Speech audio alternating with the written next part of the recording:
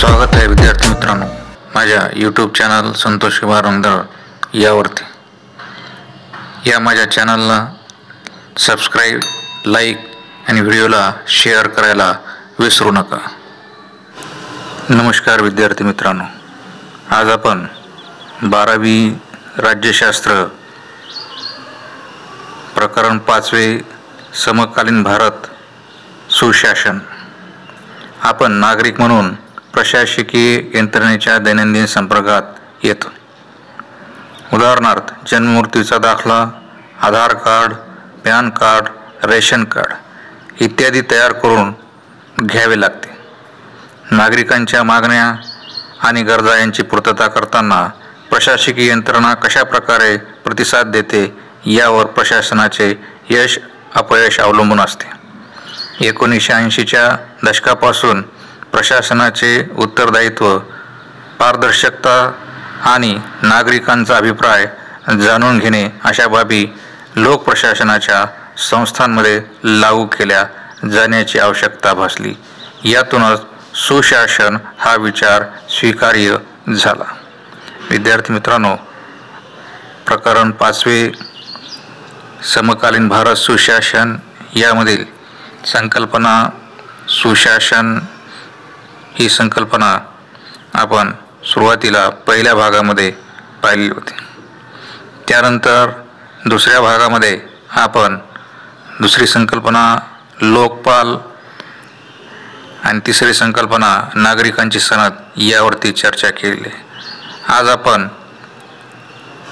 प्रकरण 5वे समकालीन भारत सुशासन संकल्पना क्रमांक 4 ई प्रशासन, संकल्पना क्रमांक 5 माहितीचा अधिकार, संकल्पना क्रमांक 6 नागरिकांचा प्रशासनातील सहभाग आणि नंबर 7 विशेष संस्थात्मक यंत्रणा याविषयी माहिती घेऊन चर्चा या ठिकाणी आपण करूत। विद्यार्थी मित्रांनो, ई प्रशासन अथवा ई गव्हर्नन्स संगणक आणि माहिती तंत्रज्ञान प्रशासकीय कार्यात उपयोग करणारे प्रशासन।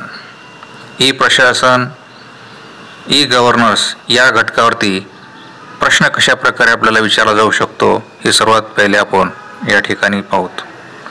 पुढील प्रश्नाचे सविस्तर उत्तर लिहा। ई प्रशासनावर सविस्तर टिपा लिहा। या प्रश्नाच्या उत्तरासाठी त्या ठिकाणी आपण कशा प्रकारे उत्तर लिहिले पाहिजे हे त्या ठिकाणी आपण चर्चा करणार आहोत। त्याचप्रकारे आपले मत नोंदवा। ई प्रशासनामुळे शासकीय प्रक्रिया जलद झाली अशा प्रकार सुद्धा प्रश्न त्या ठिकाणी आपल्याला विचारल्या जाऊ शकतो। आपले मत नोंदवा। ई प्रशासनाने प्रशासनाला जनतेच्या जवळ आणले आहे अशा प्रकार सुद्धा प्रश्न त्या ठिकाणी आपल्याला विचारण्यात येत असतो। माहिती आणि जनसंपर्क तंत्रज्ञान क्षेत्रातील क्रांतीत प्रशासनाला एक वेगळ्या उंचीवर नेण्याचे सामर्थ्य आहे। त्यामुळेच जगभरातील अनेक देश मोठ्या प्रमाणावर ई प्रशासनाकडे अथवा ई गव्हर्नन्सकडे वळत आहेत। गेल्या काही दशकामध्ये प्रशासन गुंतागुंतीचे आणि वैविध्यपूर्ण होत चालले आहे। नागरिकांच्या शासनाकडून असणाऱ्या अपेक्षा अनेक पटीने वाढल्या आहेत। माहिती आणि संपर्क तंत्रज्ञानामुळे कार्यक्षम पद्धतीने माहिती साठवते हवी असेल तेव्हा ती परत मिळवणे, जलद गतीने पाठवणे शक्य झाले। ई प्रशासनाच्या आधी नागरिकांना तक्रारींचे निवारण करण्यासाठी तालुका किंवा जिल्ह्याच्या ठिकाणी जावे लागत असे। मात्र आता ई प्रशासनामुळे माहितीवर स्वहस्ते प्रक्रिया करण्याच्या पद्धतीपेक्षा वेगवानपणे प्रक्रिया करता येणे सुलभ झाले। यातून शासनाच्या कार्यपद्धतीचा वेग येण्यास, निर्णय त्वरेने आणि न्यायपूर्ण पद्धतीने होण्यास, पारदर्शकता वाढण्यास आणि उत्तरदायित्व लागू करण्यास मदत झाली। तसेच शासकीय अधिकाऱ्यांना जनतेच्या तक्रारींची विनाविलंब दखल घेऊन निर्णय घ्यावे लागतात। त्यामुळे प्रशासन जनतेच्या जवळ आले। भौगोलिक आणि लोकसंख्येच्या दृष्टीने शासनाची व्याप्ती वाढण्यासही सहाय्य झाले आहे. गेल्या काही वर्षात राज्य शासन आणि केंद्र शासन यांनी ई प्रशासनासंदर्भात अनेक पुढाकार घेतलेले आहेत. ते या ठिकाणी आपल्याला इमेजमध्ये सुद्धा दिसत आहे आणि ते आपण त्या ठिकाणी पाहून घ्यायचं आहे.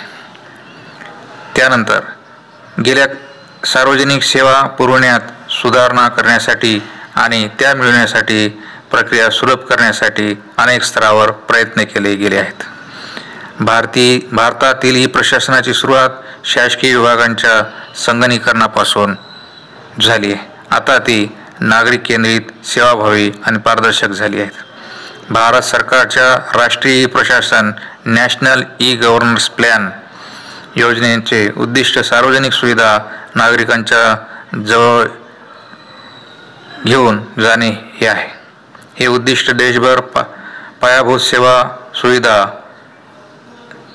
उभारून दूरपर्यंतच्या ग्रामीण भागात पोहोचवणे, मोठ्या प्रमाणावर नोंदीचे डिजिटलायझेशन करून माहिती आणि माहितीच्या जालाच्या म्हणजेच इंटरनेटच्या सहाय्याने सहज आणि खात्रीशीर पद्धतीने त्या नोंदी उपलब्ध करून देऊन साधायच्या आहेत. आज जन्माचा दाखला, मृत्यूचा दाखला, पॅन कार्ड, पासपोर्ट ऑनलाईन पद्धतीने मिळवणे शक्य झाले आहे. विद्यार्थी मित्रांनो, या ठिकाणी आपण ई प्रशासनाच्या उद्दिष्टांचे 6 स्तंभ याविषयी थोडक्यात माहिती घेऊत. ई प्रशासनाच्या उद्दिष्टांचे 6 स्तंभ या घटकावरती कशा प्रकारचे प्रश्न येऊ शकतो. जरी यावर्षी आपणाला वार्षिक परीक्षेमधून हा मुद्दा कमी करण्यात आला तरी सुद्धा या ठिकाणी आपल्याला याची माहिती असणं आवश्यक आहे. महाराष्ट्र शासनाने ई प्रशासन सक्रिय आणि प्रतिकात्मक करण्याच्या उद्दिष्टांचे 6 स्तंभ निश्चित केले आहेत. तर हे उद्दिष्ट ई प्रशासनाचे उद्दिष्टांचे 6 स्तंभ हे महाराष्ट्र शासनाने निश्चित केलेले आहेत. तर या वेगवेगळे जे 6 स्तंभ आहेत याविषयी आपण थोडक्यात माहिती या ठिकाणी घेऊत. स्तंभ क्रमांक 1 धोरण आणि उद्दिष्टांची चौकट. स्तंभ क्रमांक 2 क्षमता बांधणी. स्तंभ क्रमांक 3 वित्त पुरवठा. स्तंभ क्रमांक 4 संस्थात्मक चौकट. स्तंभ क्रमांक 5 ई प्रशासनाची एकत्रित पायाभूत सेवा यंत्रणा. आणि त्यानंतर 6वा स्तंभ आहे समान राज्यव्यापी प्रकल्प. याविषयी थोडक्यात आपण सविस्तर माहिती या ठिकाणी घेऊत विद्यार्थी मित्रांनो.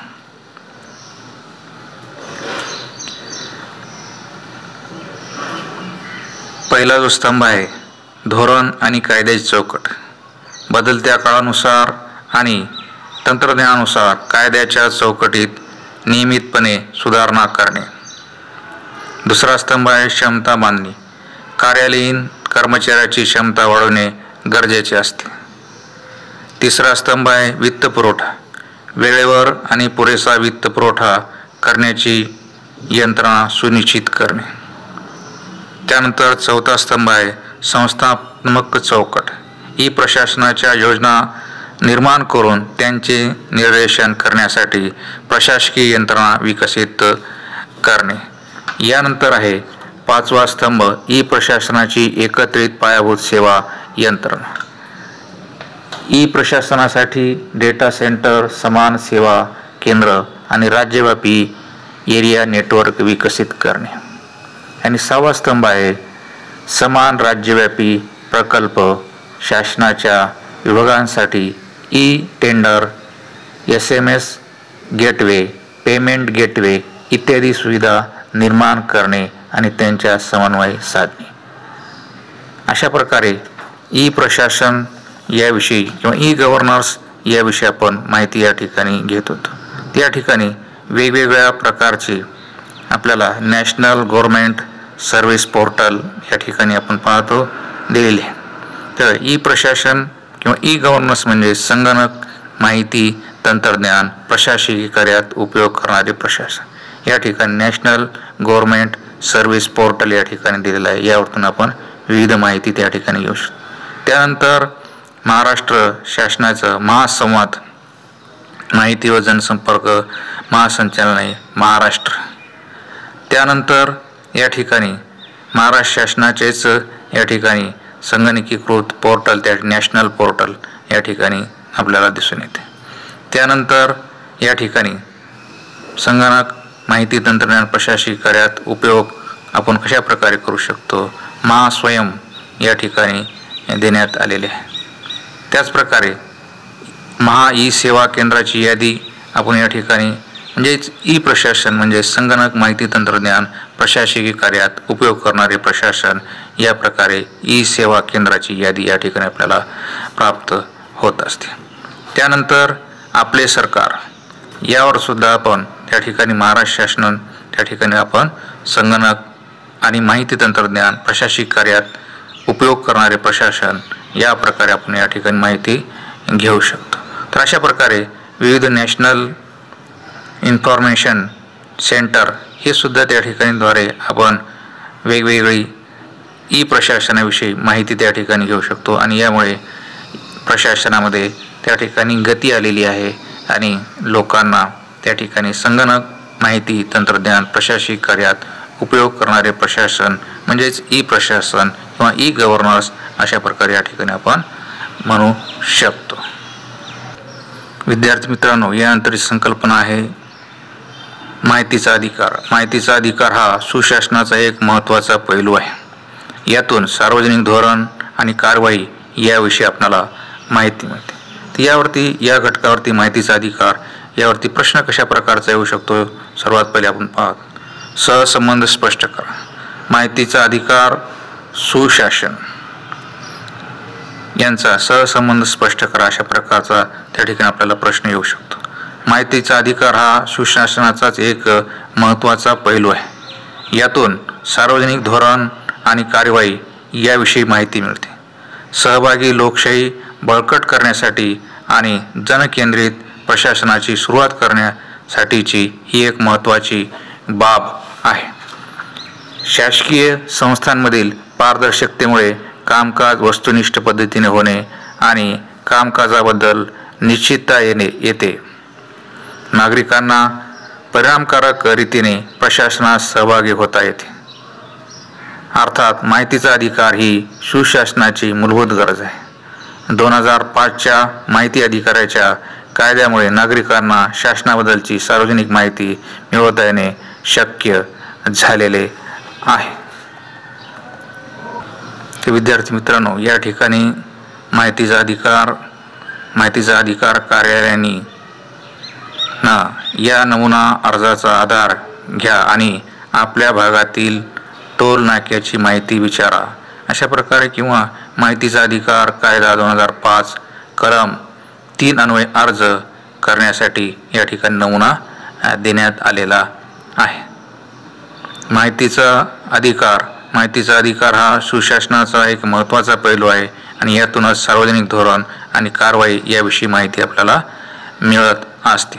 यानंतरचा आपली संकल्पना आहे विद्यार्थी मित्रांनो नागरिकांचा प्रशासनातील सहभाग. हा सुदृढ लोकशाहीचा बळकट करतो.